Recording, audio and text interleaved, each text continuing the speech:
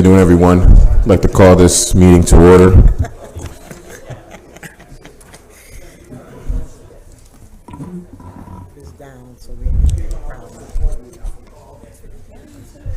I have no idea. Yeah, why y'all didn't sit over there? Because that way, if somebody comes in, they can. You want me to move over there? I'll go wherever you want. Nope. That's fine. Nope, you good. Nope. We'll turn it over to you so you can. It's a big turnout. Save the best seats for. Okay. Good afternoon, everybody. Thank you to the council for providing us with this opportunity.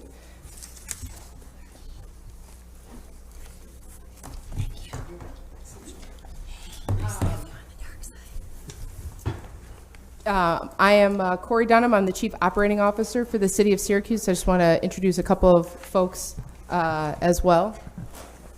Connor Muldoon, API. And we have DPW Commissioner Jeremy Robinson, First Deputy Commissioner DPW Ann Fordock, and a whole host of the DPW family here. And I appreciate everybody for coming out to be part of this conversation. I will try to move through the PowerPoint presentation quickly because I certainly want to leave enough time for questions. So just to get us started, a quick overview of the agenda, the program overview, what phase one will look like, as that's what we're here to talk about today. And then changes to the ordinance, operational savings, we'll cover that towards the end. So just to kind of set the stage, what we're talking about here, and we've talked about for a while in the community, is rolling out carts, standardized carts to residential properties, and moving our sanitation operation to a semi-automated process. So we have, really three overarching goals for this program, for this initiative. Certainly providing better service to our residents, making it easier to understand, providing them with a standardized cart that they can use, making it reliable, and just an overall better experience. The second one is to create a safer work environment for our employees. Sanitation is an incredibly physically demanding position, and as we've shared with some counselors previously, for the size of the Sanitation Bureau, the impact that their work has on workers' comp claims and also the associated cost is significant and outsized for a department of only 80 to 90 individuals to comprise almost half of the workers' comp claims is concerning. And it's not only the cost associated with it, but also just the impact on our employees and their bodies, their shoulders, their backs.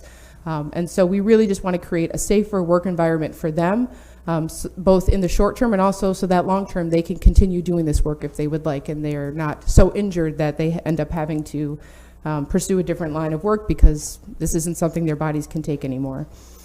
The last one is also just investing in a cleaner city by having a receptacle with a greater capacity, with having a lid on it.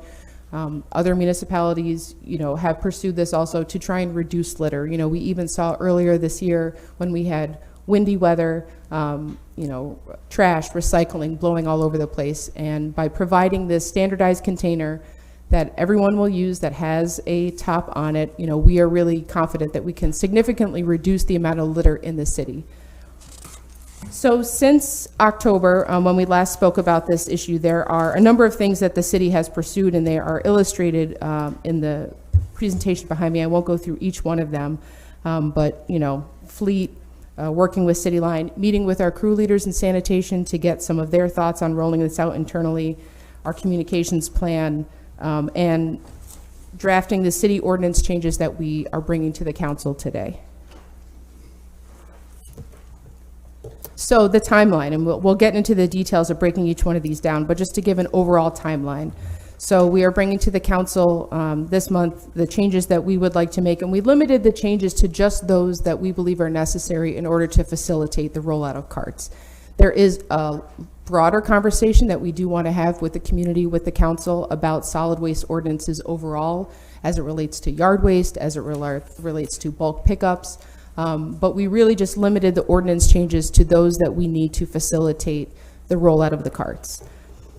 So if the ordinance changes are approved, what we would do is then initiate our public outreach. And we've been working closely with our comms team on what that public outreach looks like, because it's not, you can't just rely on people to watch this meeting or read the newspaper. You know, we need to proactively reach out to those folks. And it's not just once, it's not just one mailer that we send out. We need to inform those who are receiving cards to let them know what to do with those cards, when they'll be receiving them, what this change means for them.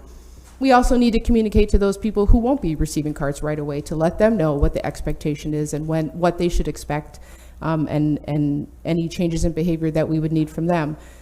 We'd be looking at an April into May cart delivery and distribution to those neighborhoods that we have identified in the first phase of the rollout.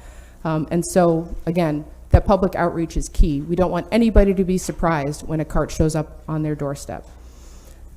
May to June would be the rollout of phase 1. And we'll get into more of those details, but just as sort of an overview, it would be about 20% of the overall sanitation route. So it's a much larger percentage of the neighborhoods than we had spoken about previously in other initiatives. So this would be about 20% of the sanitation routes would be included in phase 1, and we'll get into those numbers in just a moment. And then, again, using the lessons that we learn in those 3 months for phase 1, we would implement phase 2, which in our mind would be the rest of the city, that we would go from phase 1 to a citywide implementation, using the lessons that we learn in phase 1 to inform our actions for phase 2. So for phase 1, communicating to residents, we need to let them know what's changing, what is different about what we're proposing here. You know, press release, publicity, an announcement page on the website to just kind of give an overall view of what we're talking about. We're talking about distributing carts to residents to use for solid waste removal, so for trash and for recycling. You know, trash would be this year, recycling next year. What's changing? So just kind of the broad strokes. Then we need to move into mailers and outreach to those who we have identified as actually receiving their cart in phase 1. So what to expect. So we're talking TNT meetings, neighborhood watch meetings, you know, working with the council, using any method we can to communicate to those folks that, you know, in a few months' time, a cart is going to show up on your doorstep, and here's what we need to communicate, here's what we need from you, what questions do you have, and make sure that there's that two-way communication. And again, we're not talking just one print mailer, we're talking about several outreach efforts to make sure that the information is within their hands and they know what to expect. And then finally, rolling out the cart. Once we get into that May-June timeframe, rolling out the actual cart with a packet of information that will accompany the cart. You know, and we're working closely to look to what other municipalities have done, you know, what else happens in the industry to, that we don't need to reinvent the wheel here. There are lots of other municipalities who have done this. What materials did they use? What did they find helpful? You know, and again, public spaces, community centers, TNT meetings. We want everyone to know that this is happening and what it means for them. So the routes for phase 1. So these are there's 15 total, and you know, a lot of this, almost all of this, is driven by the crew leaders and the leadership and sanitation down at DPW. You know, we sat down with them, and Connor and Ann can speak more to this, sat down with them to say, this is what our plan is. What are your thoughts on what the routes would look like? And as some of you remember, we had initially proposed in previous iterations of just rolling out 5. But it really was the DPW staff that pushed back and said, well, why not do 3 per day? So then we would have 15, so we're covering more of the city in that first phase. As you can see, a variety of neighborhoods, and we can provide more details of this afterwards, but just to give you an idea of their, you know, across the city, variety of neighborhoods, you know, which I think is also, well, I know is also driven by some of the feedback that we've gotten from council previously of, we need to be reaching more streets initially if we're going to really have some lessons that we learn from this. You know, obviously we can't hit every single neighborhood because then it wouldn't be a phased rollout, but you know, this is what we are proposing in terms of routes. So what would happen in phase 1? We would monitor and take the lessons that we are learning from the process, you know, placement of the carts. Every property is different. The placement of the carts is going to be different. You know, what can we learn from that? The speed of the operations, as many of you know now, You see DPW sanitation crews in the field, they're, running down the street, they're grabbing stuff, they're trying to move as quickly as they can. That's going to be different here. It's going to be rolling the cart over to the truck lifting it up, dumping it into the back, taking it, and then rolling it back. That's a different process than what we have now, and we need to know what the speed of that operation is as we prepare for a citywide rollout. So that's definitely a data point that we would be looking at. I won't go through each one of these, but what's the impact on illegal setouts? Are we seeing any changes in the crews that are engaged in this phased rollout in terms of their safety? And equally important is communication. In phase one, we will have a robust communication outreach strategy. Before we roll this out citywide, was that effective? Were there questions or concerns that we didn't anticipate? Did we find that neighborhood watch meetings created a lot of dialogue, TNT meetings? Maybe we need to be more targeted. We don't know, but I think taking those lessons in communication and applying them to citywide is once we roll it out citywide is going to be key. And then obviously the operations and logistics. Was CityLine able to handle the call volume that came in once we've, rolled out phase one? Do we need to talk about having, more staff available to answer questions? What other changes did we see in that phase one? So, those are types of the things that we would be looking at in phase one. So to get to the actual ordinance changes. So residents would be required, if the city provides you a cart, if you want the city to pick up your trash, you need to use the cart. And we do have a cart. If you didn't notice it, Oh. it's not that big. Yeah, can you please bring it up here, please? Oh, there it is. Okay. So we do actually, thank you, Commissioner. We do actually have a cart here also for folks to be able to see the size that we're talking about. It's a 96-gallon cart. This is the industry standard. If you look at other municipalities, this is what is used. So where do the arms go? Where does it lift? That metal. The front part? So it has to be pushed in a certain way, like you have to leave your trash can either. You don't. I mean, it's not fully automated, but there's an arm that's going to come out and lift it. The sanitation crews will take that cart and they'll roll it over to the truck to get it emptied and then roll it back to your property. So, you set it out just at the curb, it doesn't need to be facing any particular certain way. Now, it is larger than the normal trash cans that we use. Basketball team. You could. But again, it also, there's nothing that says you have to bring it out every single week. If you, at least for me, in my household, I produce 2 bags of trash a week. There's nothing that says, But Corey, you want people to bring their trash to Sure. the curb every week. You Yeah. don't want it piling up in there. Yeah, no, it's fine. I mean, they are the industry standard. They're what municipalities, I know people will say, what about, there you go. Show the ease with which you can move that, Commissioner. Yeah, because The it's basketball empty. team isn't in there. Corey, is the serial, Yeah, do you want Jeremy? I Yeah. think it could fit. When Jeremy get in there and I'll roll it around. the serial number that's printed on it, is that attached to a property? So yes, the serial number, there will be a barcode, there's an RFID, there will be all types of methods by which to identify it. I mean, it's, I know it might look unwieldy, but this is what municipalities use. This is what Camillus uses. This is what Salina uses.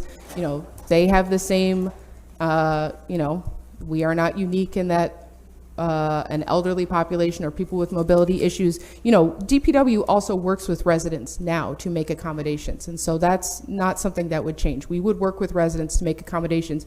But I think that people will find, once they get used to it, that it's actually, it's a convenience, and it's something that, the city will benefit citywide by introducing these. Certainly I'm sure people will have their personal preferences, but as a city, we're going to benefit by having the standardized container. So Corey, it's nice, but I have a quick question. When it comes down to our seniors, I know there's some seniors who have like you go to the store and you have like a little bag of trash. I watch them do that and just put out. What are we suggesting for that they wouldn't typically use something that big. They're trash. They're like one person that lives home and they have like a bag of trash like that. Yeah, I mean, if you are producing one small bag of trash a week, you certainly don't have to, bring it out to the curb every single week. If it's one small bag of trash with a lid on it, it's not going to be subject to the elements. It's not going, it's not going to get rained on. There's not going to be, if it's one small bag of trash, animals, if you've got a cover on it, this allows people, because of the capacity that the cart provides, this allows people to, maybe you don't need to bring it out to the curb every week. But if you do, if it's empty, then you would just maneuver it over to the curb. And then my next question is, and you might gonna, hit it in your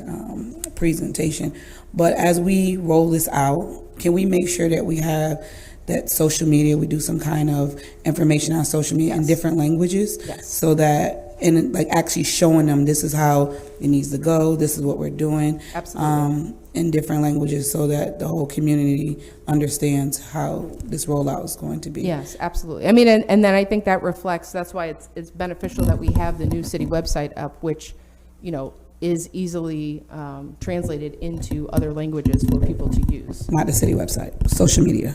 Well, So- no, but I okay. mean, we've got that framework in place. Yeah, absolutely. It would be social media, but that we have the framework in place to make sure that we can, have that as much outreach as we can for the languages that we know are spoken in the city. Okay, thank you. Yes. To that point, if I could, go I ahead. have one quick question for you, because I'm not saying something that I haven't seen. I've seen people walking down the street after they've thieved somebody's trash can that big. So what happens to the homeowner when that trash can is stolen? I mean, I think that's what part of the phase one. I don't know that stolen trash cans has been, an issue in other municipalities that have rolled it out. It's certainly going to happen here or there, but there could be, we are prepared for, that's why limiting it to the phase one rollout will help us inform what challenges maybe we didn't anticipate with citywide. I just will say, based on other municipalities, and not just Camillus and, but Albany, Rochester, Buffalo, other places that have rolled out carts in one form or another, that hasn't been a major issue that they've seen, but we're not ruling out that it's I've possible. seen them big blue ones going downtown. Sure. I mean, but again, there are identifiers on the cart so that you'll be able to But tell. the homeowner doesn't get dinged for that, right? Well, I mean, if we're able to locate, if somebody dumps it in the middle of downtown, we scan it and we say, oh, this belongs on the 200 block of Standish. Let's bring it back to Can't 226. locate it, again, what happens to the homeowner? I mean, it would be like if anything else is stolen, I mean, we should certainly report it, but I mean, it's going to be difficult for us to determine, if it's something stolen, there will be a replacement fee that we want to make sure is fair, but, we'll replace it, but if it's stolen or if it's lost, there would be a replacement fee but that wouldn't come into effect until we do the whole city rollout, so. So we wouldn't know what the replacement fee would be yet. Not yet. I mean, not yet. I mean, even just in the time that we have been starting the program, the carts started out at $50 a cart. Now they're $65 a cart. So to say it's one flat fee is going to be difficult when over time the cost of the cart is going to change. But I mean, I'm happy to engage with council on it once we get to that point of deciding how we're going to do that. Obviously we come to council for that guidance. Just a quick comment about the education campaign and social media on the website. Is it possible to put stickers or some kind of instructional marketing on the actual Yes. buckets? Because Yes. things get lost in the mail or they don't There pay is. attention. And when it comes time to dump your trash, it's time to learn the rules. So. There is, and another suggestion that we got this morning was to put QR codes on the, and I said that it's a great suggestion. We'd look into it to see if there's a way for those who do have mobility devices that are able to read QR codes, and that way the information is dynamic. If things change, we could send them to a site that has the most up-to-date information. But there is absolutely the opportunity to put information on the cart. So the X through the TV and all those things to make sure that people understand on the curb what you're supposed to be putting out. And to Councilor Caldwell's point about the translation, certainly the New Americans on the north side, there's so many languages. So with that QR Yep. code going to our website, which does have the translating, is much better than just a Absolutely. random how to do it. So good. Absolutely. And can we also make sure that we bring the school district in on this? Because we have 20,000 kids, and the kids, if we can make sure that they know and make that a part of their education, to say, hey, this is what's going on new in our community. This is how you have to do That's it. a great suggestion, yes. thanks. Corey, mine is more of it's more of a bigger overarching question. Now I understand where this is going, which is it's good to be efficient.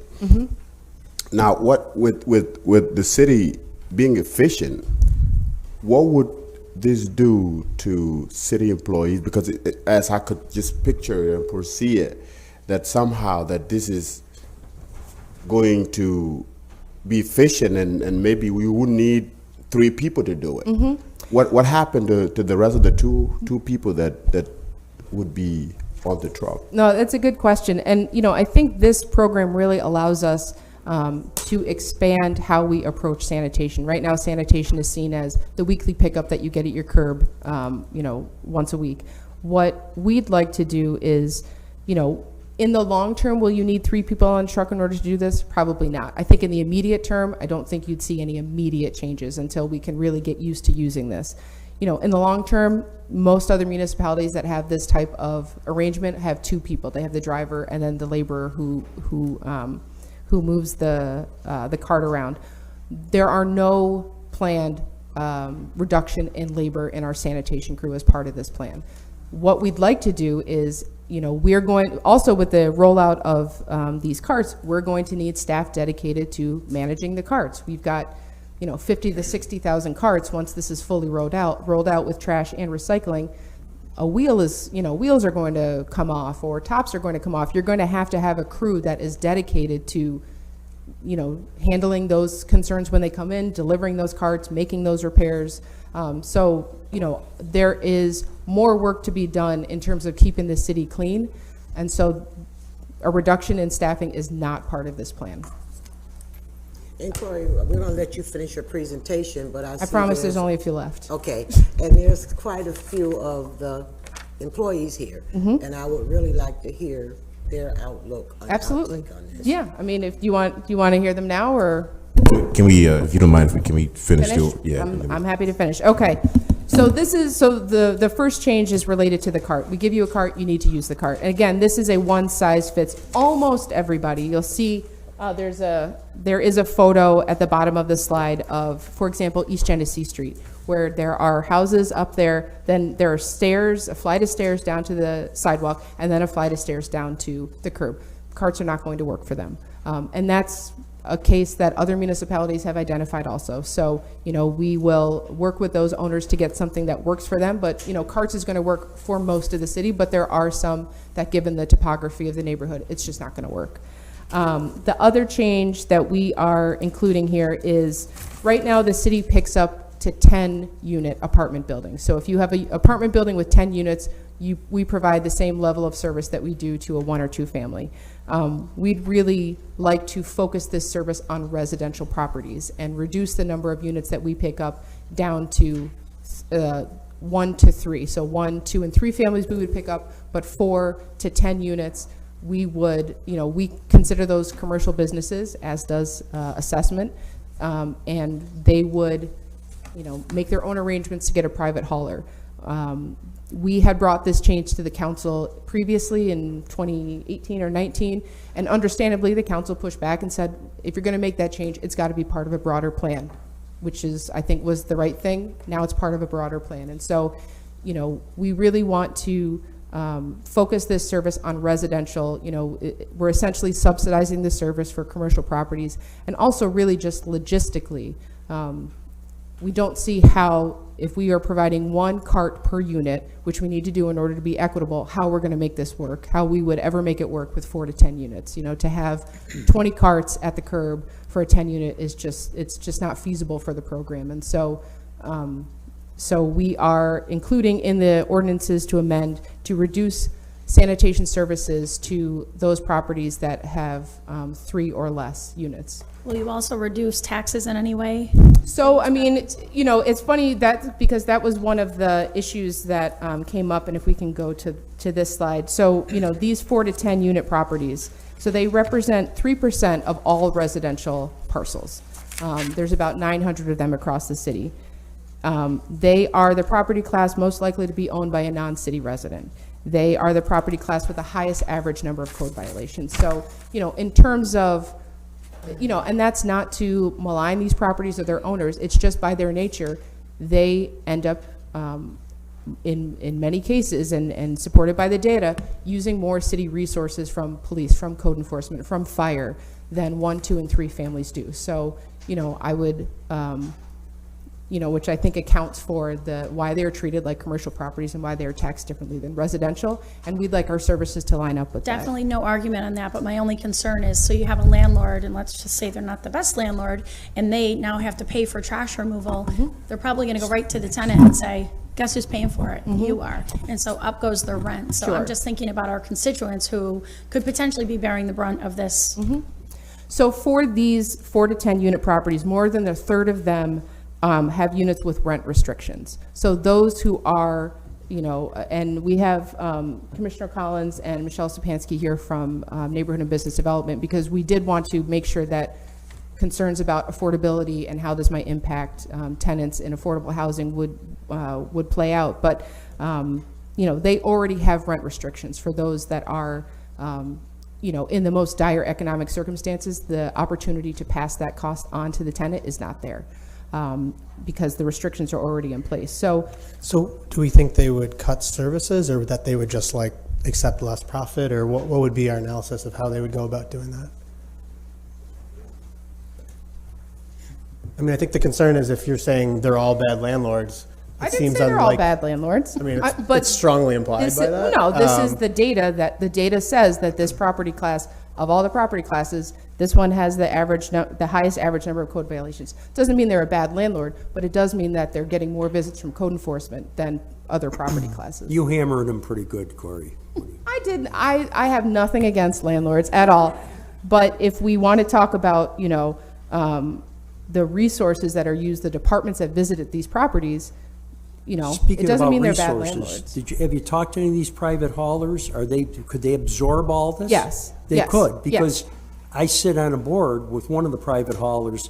A lot of times he can't make the board meeting because all of a sudden he's behind the truck. He has the same staffing problems that everybody else does. So one of the reasons why we're also bringing this now, even though we're rolling out the carts in May and June, is that we want to provide enough time for property owners in this class to make the arrangements that they need to do. I have no doubt that, you know, whether it's Waste Management or Syracuse haulers or anybody would welcome the additional business. And as a commercial property, we think that's appropriate for them to get that service from a private hauler and not the city.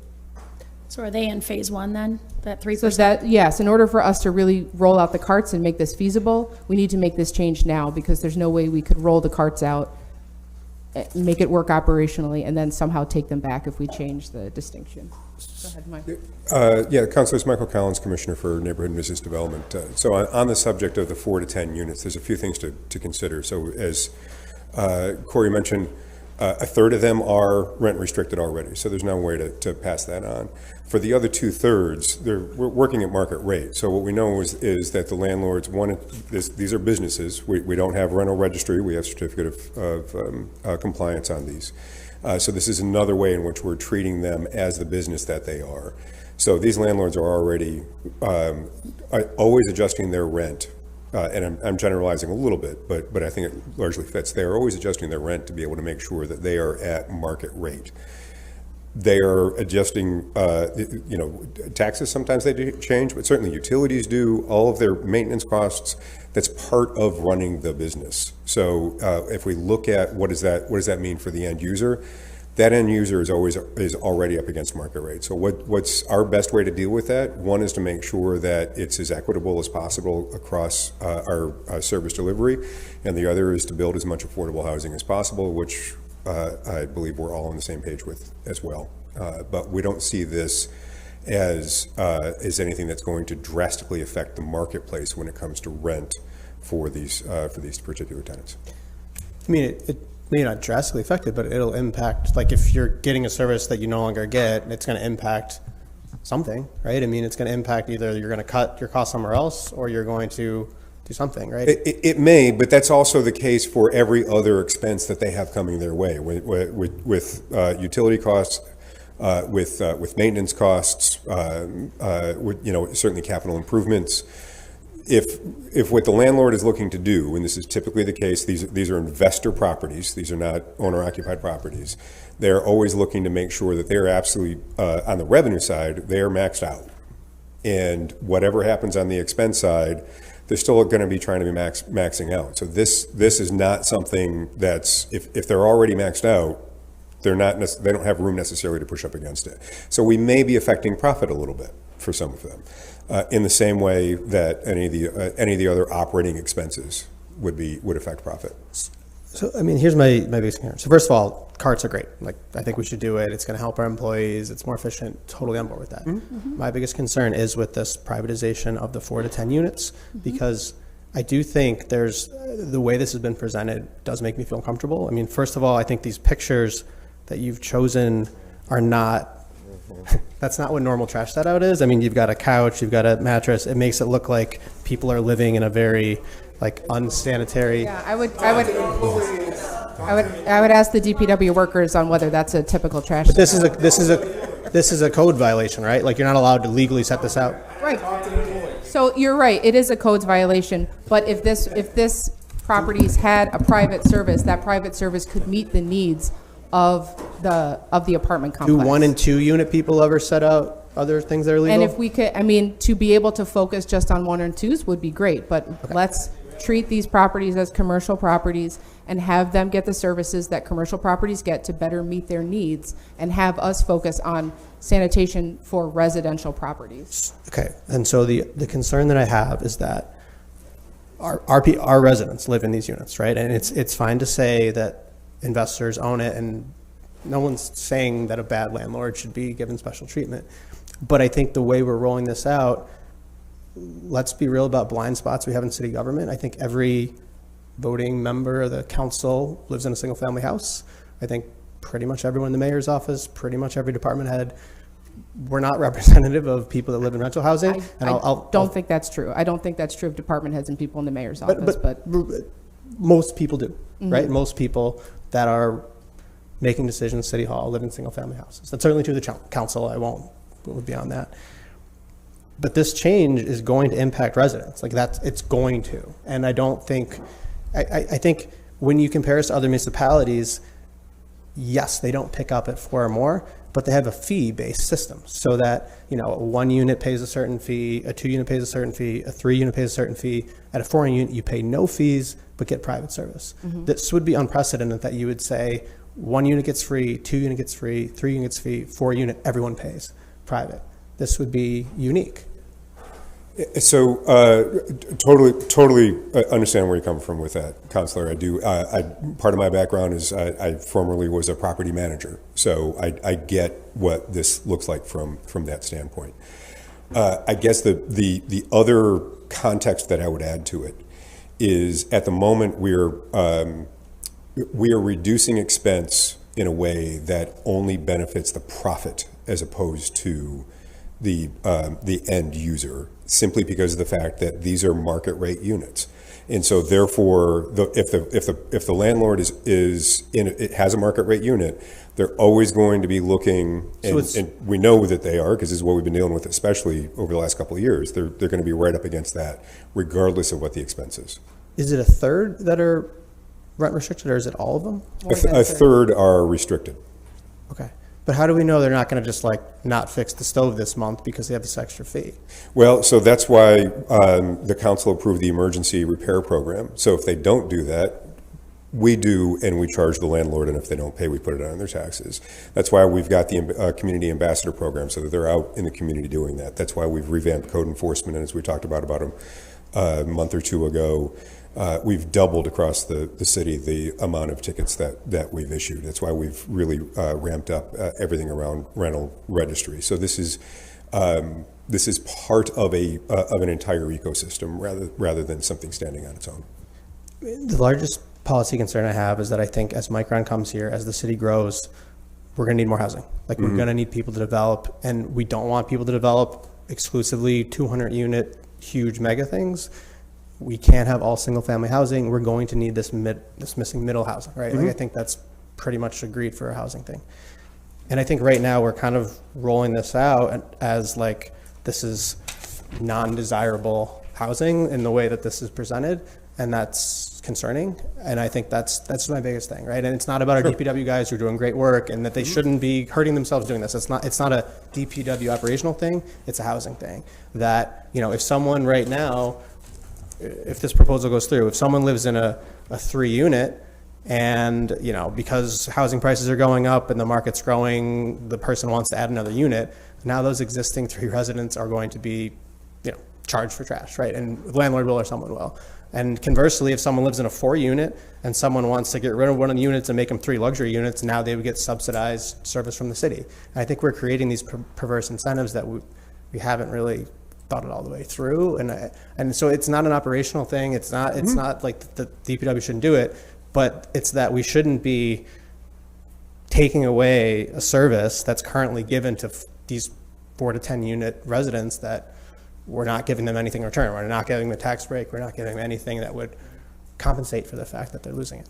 So if we look at, excellent point around Micron and what does that mean around housing development? All of the other surrounding communities are charging for this service. So when we look at what these developers, and you know, we deal with developers all the time, they are expecting to build out this type of cost in their operating pro forma when they look to develop property. So this is an expense that they experience everywhere else. So it's not a surprise for them to then turn around and include it here. But what would I mean, if you have a 4-unit under this proposal, you would get no trash service, but your neighbors that are living in 1, 2, and 3 unit would, and you would be subsidizing the smaller units. So what we're doing though is we're bringing it more in line with what we see in the communities around us, communities across the state. And if we are, to use your term, subsidy, the places that we put a subsidy in are places where we expect that either there's going to be a rent restriction, so it's housing for which we know it's quality housing at an affordable price, or there's going to be economic development. At the moment, this does neither. What this does is provides a little bit extra profit margin. So that's really, I think, where from a policy perspective, because I would push back on a little bit about the thinking all the way through. We've thought through this in a lot of different ways. Doesn't mean we thought of absolutely every scenario, but what you're bringing up right now, we have actually explored. But there's not another community where 1, 2, and 3 units receive their trash service paid for out of the general fund, and that beyond that, I don't I know do that private. that's true. Which are the ones that do? Luann, do you know? I mean, we can look into it, but I just don't know that what we're doing is completely unique. Hi, Luann Meyer from Barton La Judas. Yeah, we did a pretty significant look at a lot of other communities across the state, across the country, and I don't believe that is true. It is a multitude of ways that trash and recycling is paid for by communities. Some is through general fund, some is through a fee. City of Rochester is a perfect example. That is not a fee, like a line item fee, I believe. It's within taxes, and not every community. Some do have different rates for multifamily, but if you look at Albany's is a straight fee. Like it has one set fee for any of them. So there's no consistency. So I would not say that there is a precedent that this doesn't happen. It's a very variety. Do you have what it costs for a 4-unit building to actually, do you have the actual numbers? we have gotten from Syracuse, well, we have talked to private haulers to talk about, you know, on average, what do we think a 4-unit would be? And it's about $3,000 a year. You know, and right now we estimate that the cost that we're providing to the owner is about $2,000 a year. The cost you're providing, but what are you charging the owner for that? Well, I mean, it's part of their, we're subsidizing that. I mean, we calculated it's what, 79, well, Connor, you know this one. But you're assessing them taxes for that service. So my original question was, can we give them tax relief or say, we're not going to charge you for trash pickup because we're not doing it anymore? I mean, something, because we shouldn't be charging them for a service they're not getting. Yeah, go ahead. Sure. So let me jump to this slide here, right? We can talk about this in a couple different ways. It costs the city of Syracuse right now about $240 a unit to provide municipal solid waste service. About $160 of that is on the labor and equipment side, and about $80 of that is on the disposal side. When you say unit, is that every week you pick up trash from a house or from a property? A unit is a housing unit, a home, a residential housing unit. Okay. Right. So it costs the city of Syracuse about $240 per unit per year. When we talk to private haulers to say, for the typical 4-family home in the city of Syracuse, what would you charge for private side waste disposal? The response that we got back was about $3,000. So if we look at it, it's about $240 a year per unit, multiply that by 4 for a 4-unit building, it's a little less than $1,000. So right now we're providing, in some perspectives, a subsidy of $2,000 a year for that typical 4-unit building within the city of Syracuse. So I mean, that speaks, I think, to the cost of what it would cost a private hauler. I mean, in terms of we have moved the line historically as a city before. We used to pick up restaurants. We used to pick up mixed-use properties. We've drawn that line and said, look, you're really a business. And so, we don't pick up nonprofits. We don't pick up, we want to focus this on residential properties. And I know it might be a challenging line to draw, but we want to draw that line to say, look, assessment treats 4 and more as commercial properties. The state treats 4 and more as commercial properties. Code enforcement treats 3 or more as commercial properties. We'd like to draw the line and say anything 4 or more is really a commercial property. And again, their taxes cover, the use of departments that other properties might not use as frequently, and that's not to malign landlords. Landlords are, an important partner. I'm not maligning landlords. The reality is, the data is that this property class has the highest number of code violations. Doesn't mean that they're a bad landlord, but it does mean that code enforcement and Jake's staff is going out there more frequently than they are elsewhere. So I feel confident that the taxes that we're charging covers the services that we're providing. And I think, these are commercial properties, and for whatever reason, other municipalities have drawn this line, and for whatever reason, we didn't.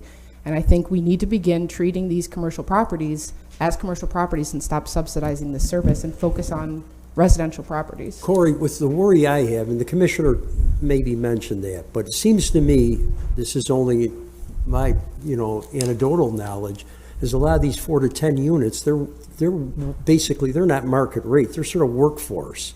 And I think we're deluding ourselves if we think this cost won't be put upon the rental fees of a lot of the people that live at these places. We hear all the time about the cost of living, how tough it is to get a decent, affordable apartment.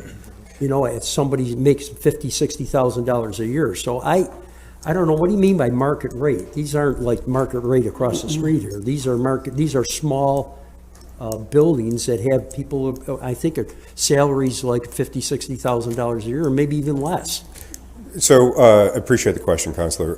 Market rate is to that micro market. So what's across the street is a different market rate than John Street. Do we have a baseline, Commissioner? Is there there been a study of these 900 buildings and that what the average as far as their average rental income is, or?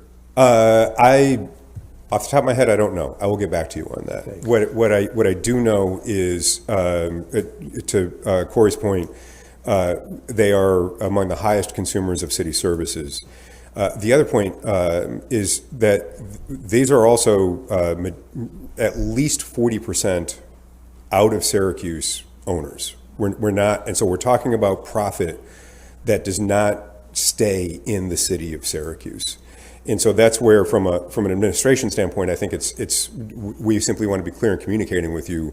Well, we know that these owners are always going to be getting the most that the market will bear for where that property is. They're apt to just raise the cost. They're apt to raise regardless of expense.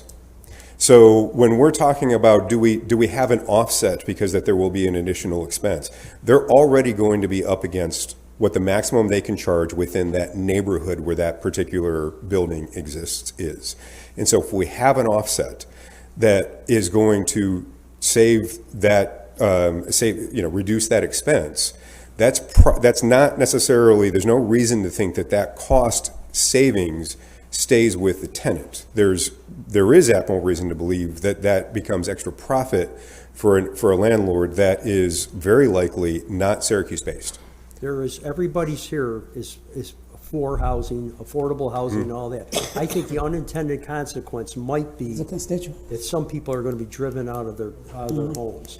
And we had a conversation, I think, our last talk, when we talked about housing, we talked about there's 3,600 families looking for housing in this central New York area, particularly in the city of Syracuse. And I think these folks are the folks that we're targeting right here at these 900, buildings. Have we talked to any of the residents in these buildings with this proposal to say, like, what do you think of this?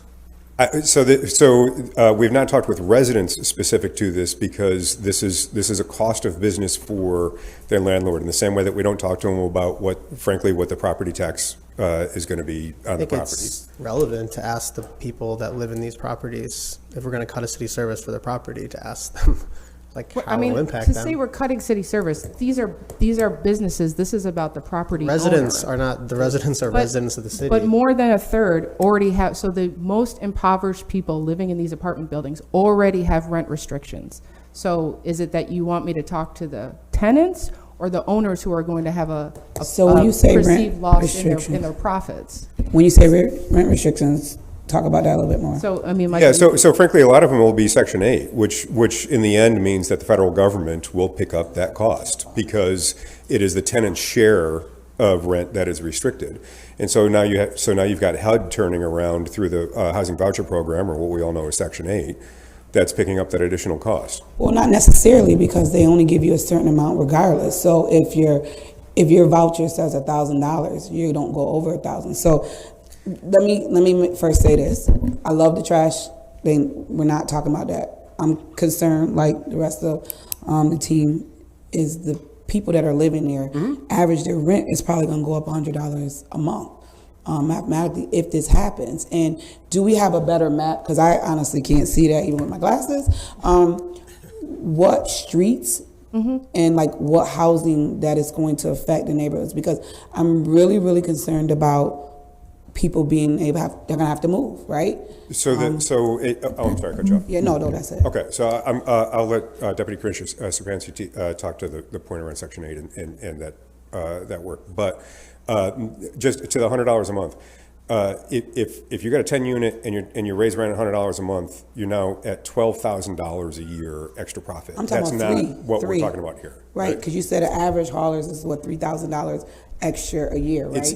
For trash. So that goes up to like $62, which is most landlords are gonna average it to $100. So it's gonna be $100 extra a month for rent. So they're gonna get their money some way, somehow. It's gonna happen. Like, we can sugarcoat it anyway, they're gonna get it. So my concern is what neighbors, who is it gonna affect, right? Is it gonna affect the ones who are barely making it? We already know social services, we don't meet the median of what society says, right? They barely can live off of it, right? So who is this gonna affect? I don't want it to affect constituents who are barely making it and barely can pay for their food now, and then they're in a situation. We're even talking about people that Pat was talking about, $60,000 a year, and that cuts into the cost of living when you're saying, oh, well, now you have to pay for this or your rent's gone up. Or Social Security. So, A concern I have too is that it seems like you're justifying these bottom of the barrel landlords who are barely keeping it together. Can I just make it clear? I'm not saying these are bottom of the barrel landlords or bad landlords. Okay. This is just what the data says. But I heard you say code violations, these are regular repeat offenders.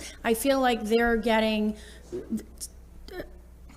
penalized for those reasons with the trash service. So I'd like to see it separated. Sure. I would love codes to have a line on the tax. I don't want to raise taxes, but I would love codes to have a specific, because I know the work they do and I know the trash problems they have daily. I'm one of the biggest complainers, and I know how hard our DPW work. But can we separate the issues so that we're dealing with them in a neat, tidy little cart, which is great, versus all the other problems that those potential property owners bring? Yeah, I mean, and that's fair, Councilor Schultz. And the characteristics that we were providing was just to provide some context of who these folks are that own these properties. Yeah, it doesn't mean, again, it doesn't mean that they're bad landlords. It's just that, to the degree that somebody might associate increased code and violations with a bad landlord, I don't know that that's necessarily the case. If you have a 10-unit apartment, you're going to have more code violations than a two-family, perhaps. It's not, but so I'm not saying that these are bad landlords or anything like that, but they are commercial enterprises and they're getting a residential service. They're commercial businesses that are getting a residential service. That are So- providing and- housing. And I mean, so is Skyline. But the thing is that there's really no way for us logistically to do the carts per unit for a 10-unit apartment. I mean, just operationally, logistically, that's the other challenge, is that I just don't know how, if we're going to be equitable and provide one cart per unit, how we're going to have 20 carts at the curb for folks to pick up. Well, how many carts do you think that private They can. hauler's going to have? He's going to have 20 carts in front of there too. They can have a dumpster. They could have a pickup 2 times a week. They could say, throw it in the carts, and 2 apartments can fill 1 cart, and then that's fine. They can work with a private hauler to figure out what works for their building's needs, whereas we need to provide the same standard service to every single residential property across the board. So we can't say, hey, these 2 apartments, you don't produce that much, so how about we just give you 1 cart? You know, we need to provide the same, which means 20 units at the cart, which just operationally is just not, it's not going to work. Carts are not going to work if we keep 10-unit apartments and these large commercial apartment buildings in the mix.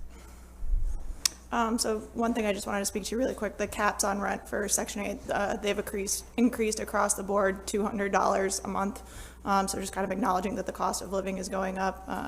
So that is something that is kind of, there's some room there. I think the other thing that I would say is that we all know that housing affordability affects everyone. It's not just specific to the people that are living in 4 to 10 units, it's for everybody. So if we're gonna have a conversation around kind of this specifically impacting just that subset, we, I think, kind of need to think about it holistically kind of across the board. So if we're gonna have a conversation though, well, maybe let's do a public hearing so that the public can come in and they can have a conversation with us. Okay. So moving off from the 4 to 10, just to, what we have here, you know, because anticipating, you know, is, it's not entirely driven by cost savings or financial, but just to put some numbers to what we anticipate the savings would be. You know, if you look at the disposal fees and the tipping fees per unit, if you parse that out to 10 units, you know, we do anticipate a $300,000 to $400,000 saving by not having to dispose of the trash that we pick up at these large commercial apartment buildings. Again, that's not the driving factor, but just to provide context of what the savings would be. And so now savings overall for the whole program, you know, a lot of that will come also through workers' comp, which we've talked about before. So, you know, workers' comp claims, the assumption that sanitation workers get about 50%, account for about 50% of that. And so, you know, right there you can see kind of a range of what we anticipate the savings to be in terms of workers' comp. Again, it's nice to have savings in workers' comp. It's even nicer to have a safe working environment for our employees, but it is part of the equation. So just in summary, you know, the one-time expenses, the investment that we're making in carts and equipment, and this is paid for largely by ARPA that the council authorized us to have, and then also the FRB. We have $3 million through the State Financial Restructuring Board, because as part of their report, they encouraged us to move towards automation or semi-automation for trash removal. So those are the upfront investments, but then obviously the annual ongoing savings from reduced tipping fees and workers' comp would be something that we'd see every year, and, you know, as a result of that one-time investment. Are the workers' comp, are they lifting injuries? Most of them? And we do have some numbers in terms of, you know, is it strain, is it tripping, is it, you know, we have all that kind of broken down that I could provide too. Yeah. So Cora, basically, what does it cost to buy 1 container? So for us, it's going to cost us $65. $65, so we are looking to replace it. We are looking potentially $65 cost per resident? For it to be replaced? Yes. I mean, you know, that's a conversation that we need to have, whether or not, you know, do we provide it at cost? Do we just pass on exactly what it cost us? And the resident there would get a savings because obviously we're buying in bulk. And so there's a savings for them as opposed to if they went to Home Depot and try to buy a cart that large. I think it's probably 5 times as much. So, you know, we are providing a benefit in that sense, but, you know, we'll have we can obviously have a conversation with the council about what that looks like. We don't anticipate in phase 1, you know, having to charge people for, you know, this is part of the phase rollout, is seeing How often are they stolen? How often do they disappear? So that we can make sure we have those changes in place when we roll it out citywide. And I would imagine if you were to replace it, you would have to go through the city based on what Councilor Manto said earlier about those numbers.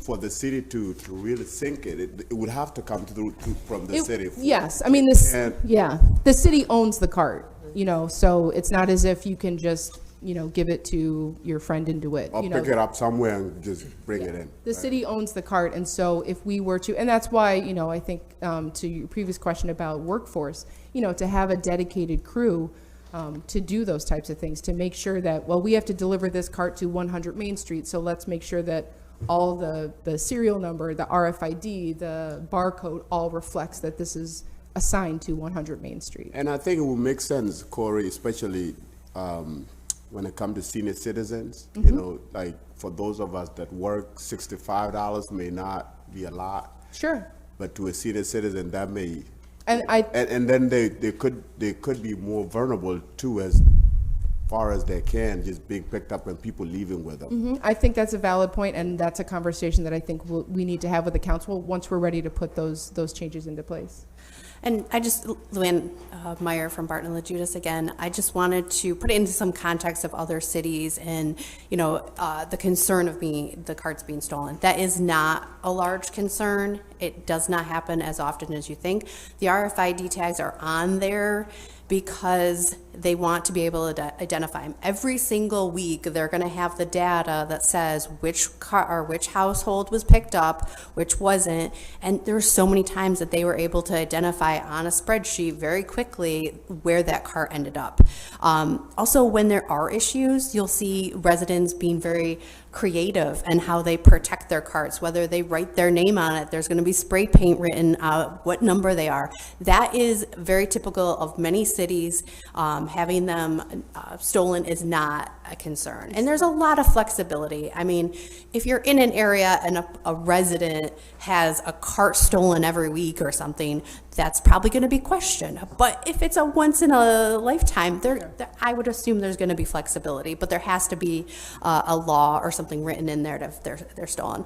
One other thing I just wanted to know on the private sector that I wanted to make sure I made a comment about the private hauler is the fact that, as the commissioner mentioned, that 4 to 10 units, there's landlords, they are a business.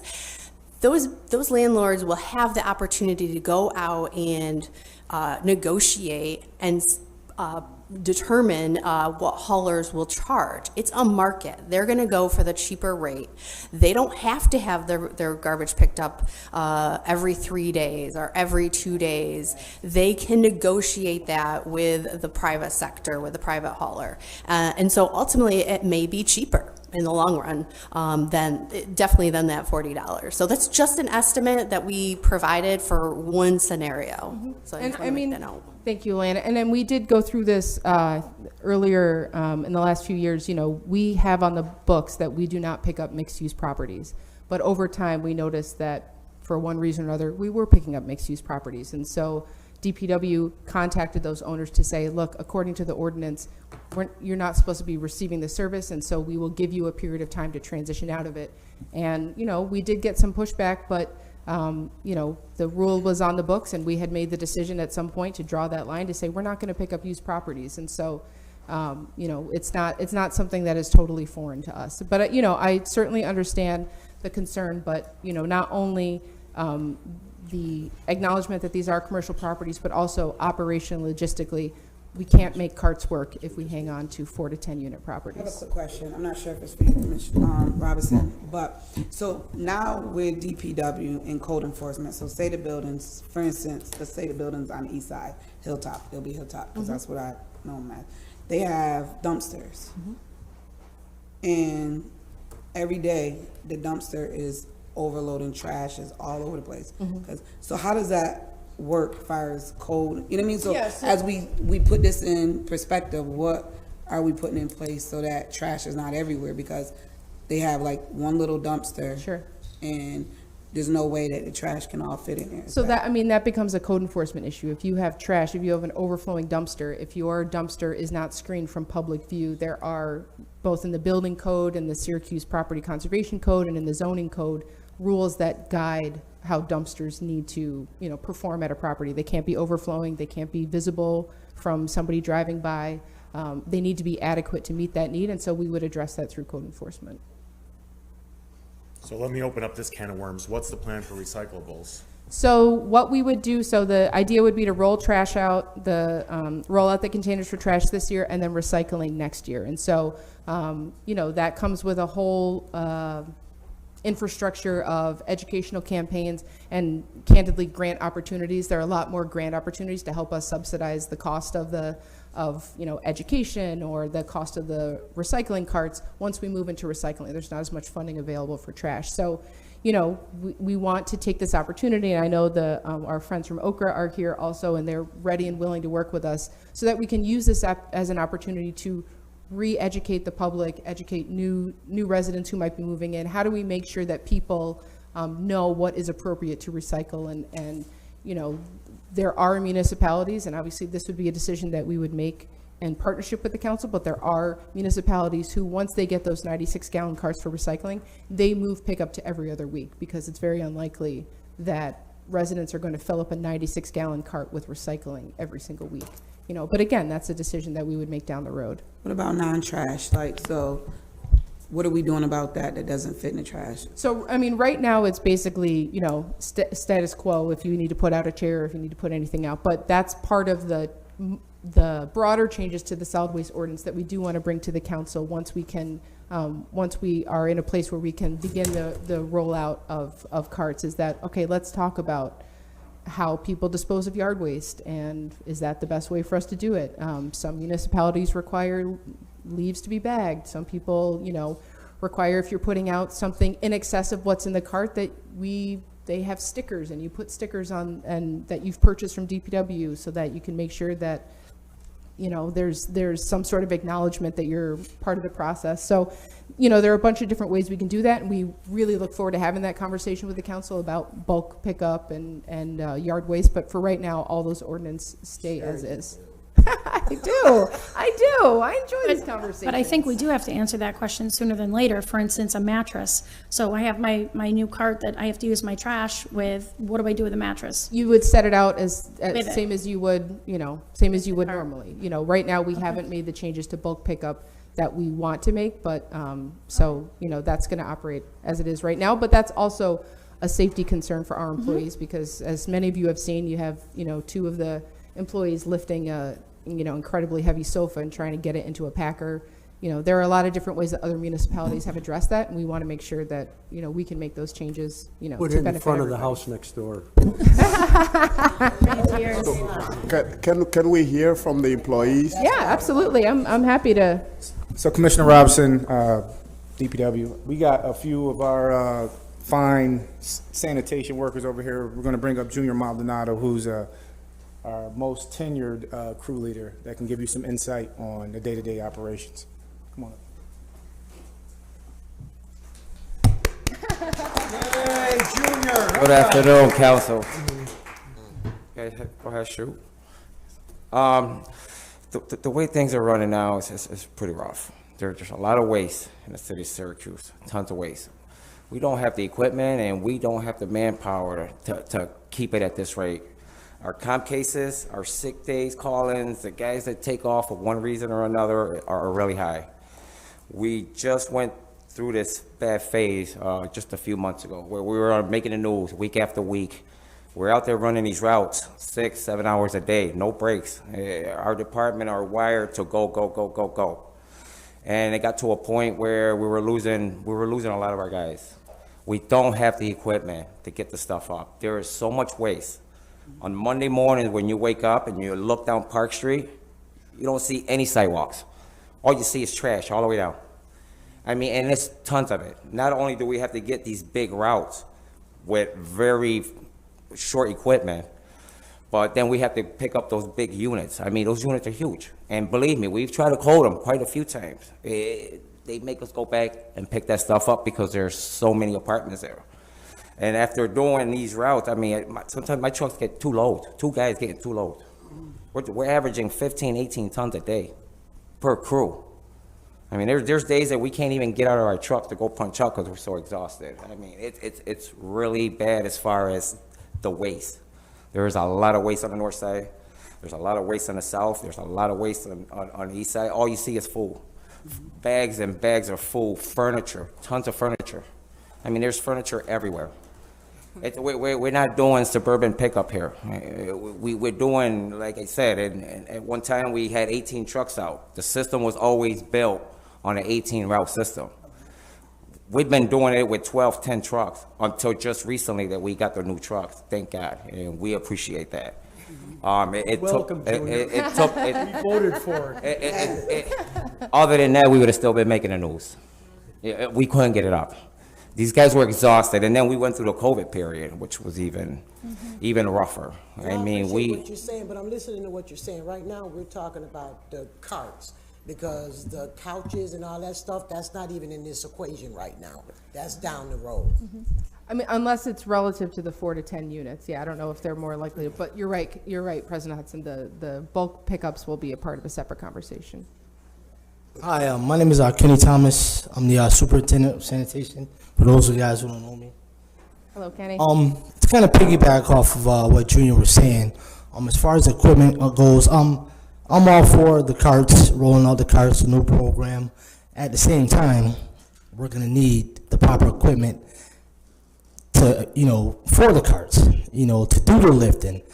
At this point, our fleet, maybe less than half of our fleet, are compatible for the rollout. Move back a little bit, because it's that's it. That's your word. At this moment, our fleet that we have, maybe less than half of those trucks are capable of carrying out this new service that we're trying to provide.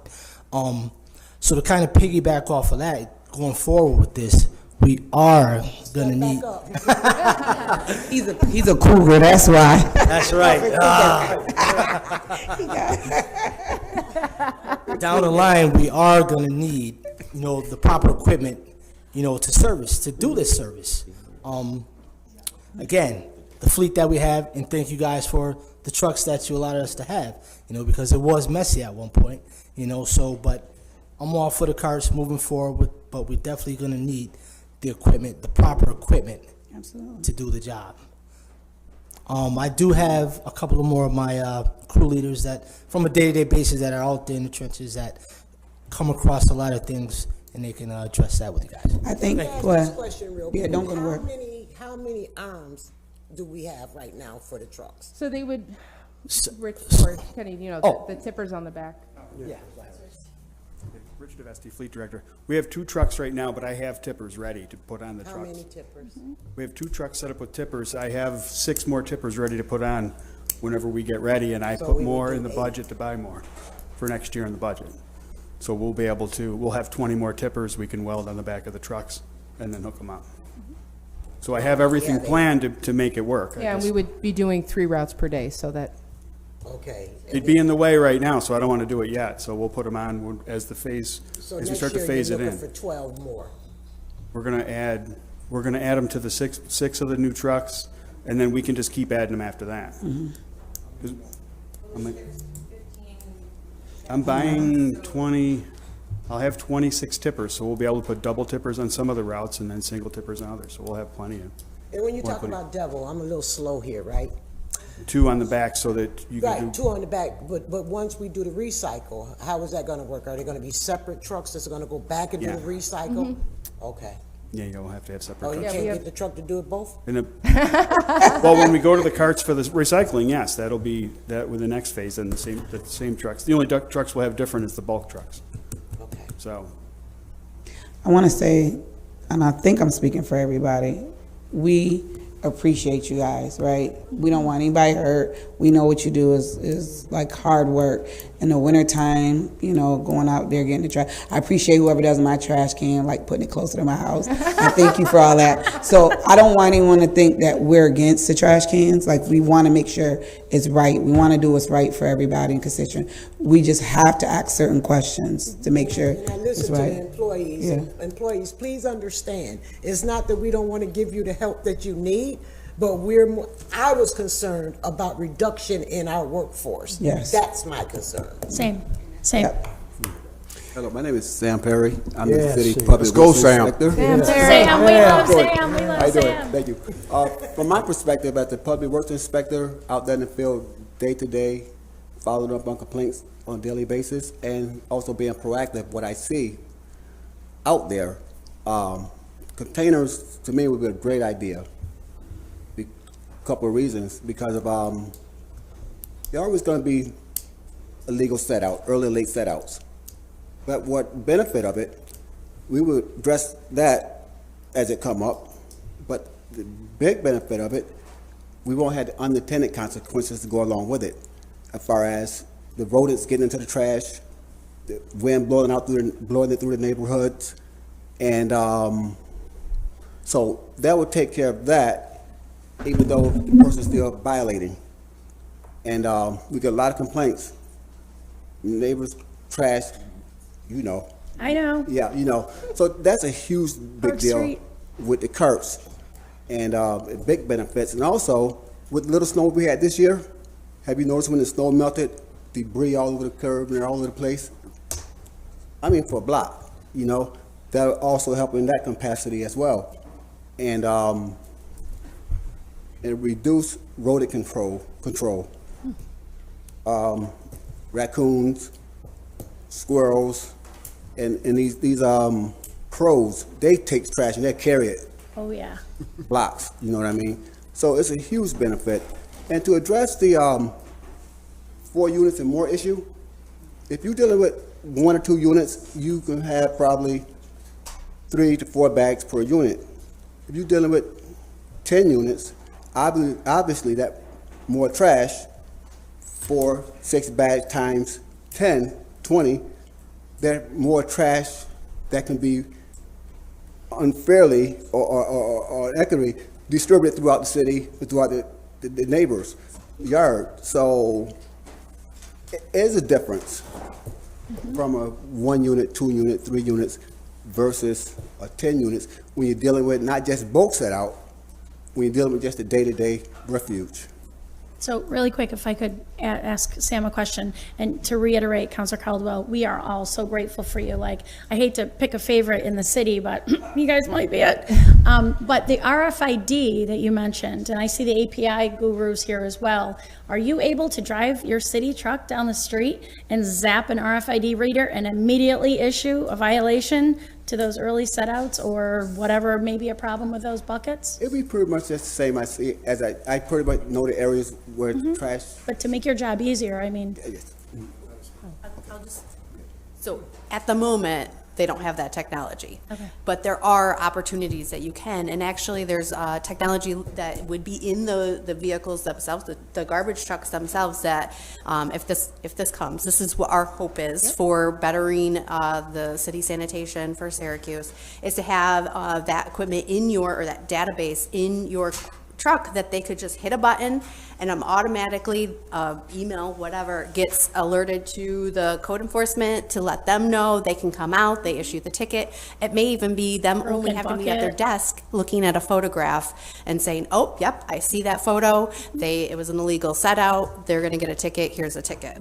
So that is a possibility. The illegal setouts is definitely a process we're continuously trying to improve. We actually just had a call this morning about talking about a way to have illegal setouts tracked and distributed in a similar way to parking tickets. So a handheld printer that we could do, and then it's automatically inputted into a system, just like parking tickets, and and a letter is sent out. So I mean, we're trying to find ways to get them addressed quickly and lighten the administrative burden on Sam and others that are. Well, and especially an educational component too, because I don't think Yes. people should have to pay for making one mistake. But if they've done this 20 times in 2 months, then they need to be penalized. Yeah. So work with the system. Agreed. I think Corey hit on it early on at the beginning of her presentation.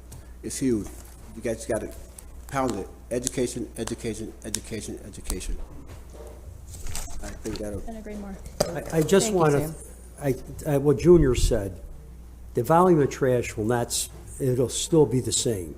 It's just we won't be picking it up. And I think the question is these 900 other buildings hiring private haulers, how that's going to affect the rent of a lot of those workforce people in those units that are in the 4 to 10 range. So, I mean, you know, it's going to adversely affect housing for the city of Syracuse for people that are on, you know, are scrambling to pay those bills. That's basically it. And Counselor, I so appreciate where everyone is coming from about the concern for the tenant.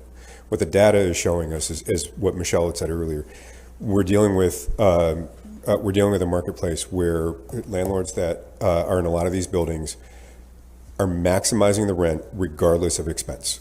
And so, But we don't know the market rate. When you mention market rate, we don't know the average rent in these places. You said 30% of them are rent assisted, right? Correct. So the other 70%, what's the average rent? I mean, it depends on location. Well, So you know, with the average rent, 100% depends on location. Depends on it's the same way that you're going to have different prices regardless of this across the city. My conjecture is those 4 to 10, those older units are mostly folks that are what you call workforce earnings. Many are, yeah. You know, and I think they're going to be adversely affected. I really do. I understand that. What we're seeing from the data, I don't believe that there's a reason to think that we are unique from all the other cities around us. And that right now what we've been able to do is subsidize the cost of doing business in a way that's added to profit. And so that's simply the thing that I think that we really need to be aware of. If landlords have Are we subsidized? I mean, they're paying property taxes, right? I mean, I don't know if subsidize is the right Well, word. there's not a place where none of them, they're paying property taxes in Buffalo, they're paying property taxes in Rochester, they're paying property taxes in Camillus. The property taxes it's already, when you look at an operating pro forma, you know this well, you're going to see that every expense is accounted for in that pro forma.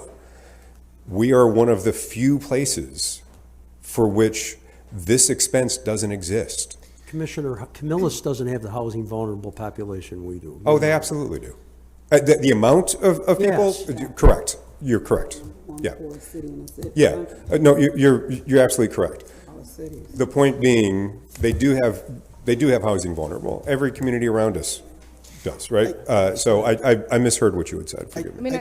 I mean, I also just want to marry the concern about commercial properties with the operational logistics of having a cart per unit. A 10-unit apartment building with 20 carts on the curb is not feasible. It's just not feasible. No, But if it's 10 people, if they're single unit, 10, that's 10 people. Some single family homes have 14 people living in them, or Right, a but we're two-family only giving home. them one cart, and so they're filling But that's the one rule cart. for single family, but this could be a special situation where 4 to 10 apartments would get 5 trash bins on the side of the house, because I see that now, or the side of the apartment building. I see that now down on Park Street. So where I'm a they've- tenant in a 10-unit building. Why am I getting less service and not being given a cart as opposed to somebody living in a single family? If I'm a housing unit is a housing unit. If I live by myself in a 10-unit apartment, why do I have to share my cart with somebody who is living in a single family unit and Do can they use care their that they're cart? sharing a trash bucket? Well, if we're not giving everybody is their trash. if we're not giving everybody their own cart, But if there's 5 carts for a building, they just go out and put the trash in whatever cart, that it fits in. I mean, right? But what we're saying is you get one cart per unit. To treat everybody fairly, get one cart per unit. So to tell a 10-unit apartment, we're just going to give you 5 and make the best of it, is just for us an inequitable service. Do we have any ability? So my question is, yes, this is a major problem, right? Yeah. We already know, like, the trash cans, let's go, right? Yeah. But the situation with the apartment units is a problem, because we have to make sure that we're being fair to, I don't care about who owns the building. I care about who lives in the building, right? And those are our constituents, to make sure it's right for them. But is there any way that we can have like a dumpster? Is there any way that the city can provide dumpsters for that in it? Because what's gonna happen is, even if they, like with the trash we're gonna have a trash issue either way. Because I look at all these apartment buildings now, they're awful, right? Not That have all been of done them, for- and I hear what you're well, saying. majority of and them in the I'm inner gonna go back city. with Corey on this one, because I live in an apartment. Well, we're not talking and about we your have area. dumpsters.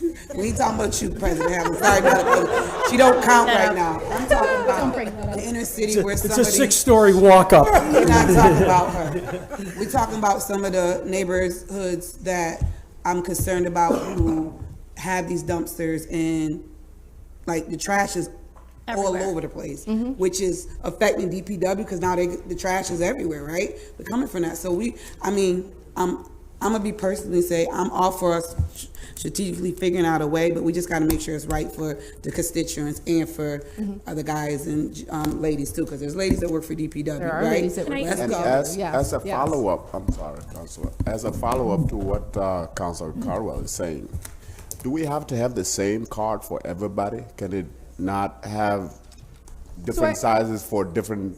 So I mean, for us to keep track of different size carts is just going to administratively be a really almost impossible burden, because you live in an apartment or you live in a house and you want a smaller one, and then you change your mind and now you want a bigger one, and now there's a tenant and they want a smaller one and now they want a bigger one. Commercial. I'm talking about the commercial building, not the residential. I mean, Yeah. for the residential, that thing, I got a village in my house. We'll be all right with that, right? Right. We'll be all. I hope one is enough. I hope one is enough. I think You're all right with that, but I'm talking about, was that funny, Augie? I know. I think it also comes back to drawing the line about where we want to provide these services. The Parks Department, we mow lawns. We hire somebody and they mow all of our lawns. We don't offer that service to everybody because we draw a line on what people are responsible for and what services we're going to provide. So, we are looking, again, we've drawn this line over the years with restaurants, with mixed use properties, with businesses, with nonprofits to say, look, this service is meant for residential properties. These are not meant for commercial enterprises. And so what we're saying is we really believe, and New York State assessment, et cetera, that these 4 to 10 units are commercial enterprises that should have a private service as part of their operating expenses, just like a restaurant does, just like a mixed property that has apartments upstairs and commercial downstairs, where somebody who owns that is an investor in making a profit. I'm certainly mindful of the impact on residents and tenants living in that building. I think that certainly warrants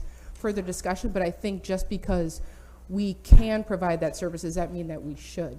We're really trying to make sure that this service is delivered to residential properties and distinguishing that from commercial properties. Is there a definition of unit? Because I keep hearing you say that, and I think I know what you're implying, but can you expand on what unit means? Sure. I'm going to guess, it's, Is it quantified by square feet? No, a unit is the dwelling. So if For- it's a duplex that has 2 houses that Right. people live in, that's a 2-unit building. If it's a single-family home, that's a 1-unit Okay, building. so I want to expand upon that because we have some 6,000 square foot houses that are 1 unit. I don't know how big your house is, sir, but I know how many kids and people you have in it. We also have 4 to 10 room apartment buildings that have 200 square feet, pretty much 1 room. I've got a bunch of them on First North Street that are considered multi-unit. I don't know that they're generating that much trash. Is it fair to say that a 6,000 square foot house, 1 unit, 1 bin is adequate versus a 4 to 10 apartment building with only 4 to 10 people living in it? So, I think that's why we make the distinction between residential and commercial, that it's a residential property. But it's got people living in it. It's got people living in a commercial But property. someone's the way- making a profit off one property and not the other. Yeah, Counselor, this is to the fact that this is not a program that we can discreetly take care of every single situation. From code enforcement perspective, as we've talked about before, this is where a lot of this comes from as far as rental registry, certificate of compliance for the 3 and above.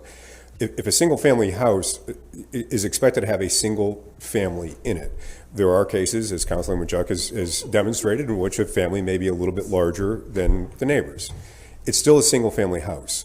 And so I think that we need to look at that from an equitable I standpoint. get that, but isn't it volume of trash that we're ultimately talking about? So I'm gonna leave that to. I mean, I think it's equitable service. We give everybody who's living in one unit one card. Fill it, don't fill it. Everybody's getting the same level of service, whether or not you live in an apartment building, a three family apartment, that you get one card, and your person in the other unit gets one card, and the person in the third unit gets one card. You're in a single family, you get one card. Those are all residential properties, but what we're saying is 4 and over is a commercial property. I hear you it's saying owned that. by an investor. Just breaking it down Yeah, too. There could only be 6 people living in a 4-room apartment building. Yeah, I mean, I think that's why we Be base 14 living in a 1-family Right. house. So volume of trash, ultimately, in my opinion, is what should be focused on, as well as who's being taxed for what. Mm-hmm. So unless there's a line item that says you're getting taxed for trash, like for these commercial properties, they're still paying for some Right. kind of trash, but they're not getting the pickup. I mean, I think the volume of trash can also fluctuate. That's why it's what we can control is. Counselor, we cannot monitor the volume of trash from week to week to week. What we always know are how many units we have. Units with number of people in them, though. But we can't, Christmas time, my volume of trash goes through the roof. Correct. Other times of the year, I got barely any trash. Correct. There's no way a municipality can monitor that But if you in an have- efficient manner. But in the C of A or C of U, you know how many people are allowed to live in any structure. I'm not trying to be argumentative here, I'm just trying to make sure. Determine how much garbage they're gonna produce. Right. So, I mean, I think I understand your point, Councilor Schultz. I think it's just, that's why we're not right-sizing the carts to how much trash a particular property produces. It's just one cart per unit, for trash, one cart per unit. I think for it's short-sighted, so I'll end that. I have one quick question, right? I swear this is my last question. Right? Well, seriously, Do you want me to answer your question real quick? Not but I did want to note that, yes, this is correct. You cannot figure out the volume. Correct. However, your current ordinance does require limitations per housing unit of how much they can put out on the street. And that's where we come to that number of carts per unit, because it is in your current ordinance of the number of pounds, the number of containers. And obviously, they're picking up way more in some situations, but that is in your current ordinance. So I just wanted to make sure that was Thank clear. you, Luann. So this is my question. Yes. So, one, we're not losing any employees. Like, they're gonna keep your job, right? Correct. You said this. Yep. Everybody hear this on the mic? We ain't losing employees, right? 2, you're telling me there's no way, being that we're going to condense, so 900 people, I don't know how many units that is, right? 900 buildings. It's 900 units. Oh, wow. Okay, right. So how many buildings? Did you say? What did you 900 say? buildings. 900 900 buildings, 900 units. So it's 3% of all residential properties, 900 buildings. Okay, so whatever that, okay. So with that being said, right, because we know Syracuse haulers and the other ones are going to have to charge, and now they know that these buildings have to use them. So guess what, their rate's gonna go up. Just a thought. Is there any way, Commissioner, you guys, that we can, as we're changing over, like these new carts and the new hands, that we can get some kind of, like, make that a route that we do those buildings, and rather at least the money comes back to the city as a taxpayer, and we can sort of control that, like as we're moving up. Can we do those buildings, right, and charge them? We can't? I think Councilor Caldwell's asking for the administration to be a little flexible on this, to be nimble, because this is a whole new thing, and we've had to adjust a lot of things. So maybe come back Change to a is plan hard. for these 900 buildings. I understand. I mean, It comes back to the city, and we can control the rate, right? Because what's going to happen is they're going to like, oh, we know you got to use us. You have no choice. And now these units, and then it could create opportunity for jobs, but we don't want to make it harder for them. But like, same little arms, it dumps it in, right? It comes back. Like, I'm just asking, it's just a question. No, it's a valid question. Currently constructed, I don't think we can do that. Okay. Currently constructed, but I'm not against giving some sort of break. That's above my pay grade, but some type of tax break for those 4 to 10 units. But as far as these guys who we oversee, we need people as we speak. We don't have enough drivers. We don't have enough trucks. We don't have enough. We could do theoretically, we could do an RFP though, right? Like the city could aggregate and say, we are putting out a bid for those 900 units for Syracuse haulers, waste management, someone to do. So then we would charge the property owners, and I don't know how we get around the concern that somehow that's going to, if we can't do it ourselves and we have to charge other people to do it, and then charge those property owners, then we're getting back into the business of acting as a go-between between a private hauler and a business owner. So I think that the one thing that we haven't necessarily articulated well is, regardless of how we adjust expenses to the landlord, at no point do we have the ability to regulate what they charge for rent. So us being, again, the concern is correct. We're concerned about the resident. Totally get that. We've seen, as Deputy Commissioner Stepanski mentioned, already an escalation in price, but that's because that's what the market would bear. That had nothing to do with a totally different set of expenses for the business owner.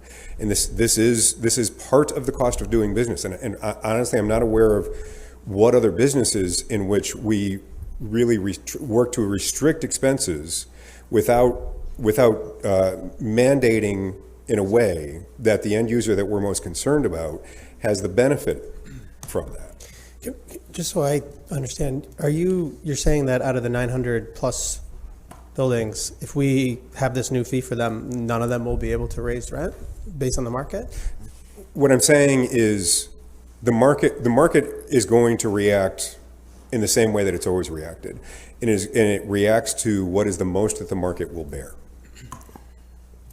So do you think any of them would raise rent based on having? So I think that rent has already been raised independent of this. And so what we're talking about is simply adjusting profit. That's the point. Because if we've seen rent already raised based on the fact that the market will support a higher rent, that's the driving force here. They're going to adjust their profit right to that renter, but and they got a viable excuse. And Council President, I'm not saying that there's not going to be some adjustments to rent. What I am saying is, regardless of what we do not have anything in place as a city to restrict that. That's why we've seen those rents go up already. And so if we're talking about adding an expense that exists in every other market in which this business exists, that's simply bringing us, frankly, closer to the way that this business is done across the country. I do want to interject. The hour is 2:30. I would like to say thank you to everybody that was here. Before you say goodbye, I just got to ask one question. Excuse me, we're not doing it. I just got to ask one question. Okay, so I'm hearing this in my brain, right? And we're talking about people that own 4 units and higher. But Helen I'm a business. I don't own 4 units, but I own 6 to 8 houses across the city, all single units. So I don't get dinged, right? Good point. If you own 6 single-family houses, yeah, you get I get a cart for free. Yep. But I'm a business. Right, and you also don't use as many city resources from code enforcement and all the other things that, that are characteristics of this property class. So can we have a breakdown of the 900 buildings? How Sure. many are 4, how many are 5, how many are Yes. 6? And Because I wonder if It's in the And please, yeah. Page 13. Do a public hearing. Okay, and DPW workers, I just want to say we love you. Thank you. I do, but before everyone leaves, I would like to give our auditor, if you have any remarks, would you like to say anything? They always got one thing. But I don't have 6 kids. So you got more time than I do because I'm working harder. So I just asked a question of the administration based on the previous presentation that was made where we talked about using the arms. Is this model that we're proposing a precursor to going to that? And based on what Rich has said, that he's going to order the additional lifters, are we scrapping the idea of moving away from using the arms altogether and going forward as a city with the lifters? I mean, I think it's a good question. I think full automation is going to be challenging in a city environment. So in a city as dense as ours. So having it just be the arm that reaches out and lifts the cart, I don't think, at least in the immediate term, is the path that we're going to go down. So this is semi-automation so that it still requires them to bring it to the truck and then the truck does the lifting. So we're moving to semi-automation, but I don't think full automation is not in our plan. Thank you. And so the second part to that, then, if we're going to stick with the idea of using the lifters and our employees have to drag the carts to the road and back. Roll the carts. Roll the carts, They have excuse me. wheels. Yeah. Thank you. Then I appreciate the mention about workers' comp because our office had done the audit Yes. on the workers' comp and it has exponentially grown. Mm-hmm. So absent a cultural change of how we approach whatever system that we're going to use, in fairness to our employees, we need to do a better job in the education component with our employees so that their safety is priority number one. Yes, and I think, you know, you mentioned absent a cultural change. That's why this needs to be married with a cultural change through HR, through, you know, the team that Rick has assembled to focus on worker safety, through a bunch of, you know, I'm actually right now missing a meeting with a upstate occupational health clinic to talk about how we change the culture among sanitation and DPW in general, where, you know, to make sure that they're doing this job safely and aren't damaging themselves as they're doing it. So you're absolutely right. It needs to be married with a cultural change. Because as the commissioner just said, he doesn't have enough employees now, and we have too many out on workers' comp. Correct. So That's that's all I have. You said one, you said last, you said last thing. Commissioner Robinson or. Thank you, Counselor. Thank you, I'm sorry, I'm taking it back. It's a question. Now, I know this is gonna help with, workforce, right? Because it's not gonna be, how many more people do you need? That's just a question, just like staff, honestly, how many more people do you need for DPW? In sanitation? The way we pick up now. Yeah, totally. Like, how many, honestly, do you think you need? Just give me a number. Guys, I'm back now. That's a your question. Yeah, exactly. That's a superintendent. So how many vacancies in sanitation, Kenny? Currently, I think I have maybe 5 or 6 vacancies in sanitation. And then there are people that are out on workers' comp. I have, actually, my comp cases are the lowest they've been in a while. I guess that's something. Yeah. I'm only down to 4, I think, as we speak right now. But I mean, you know, to add some context, those 4 workers' comp cases mean we're paying for those folks to not work, honestly, you know, obviously because they've been hurt at work. And work-related. And then we can't fill those positions because we're holding those positions because of workers' comp. So, you know, it is an impact, so. Okay. I would like to say thank you to all the commissioners, deputy mayor, my fellow council president, pro tem, everyone. Thank you for coming. There will be a public hearing and maybe possibly another committee meeting on this particular project, but we will send out those dates for everybody. So thank you. Thank you. Good job, Mr. Chairman.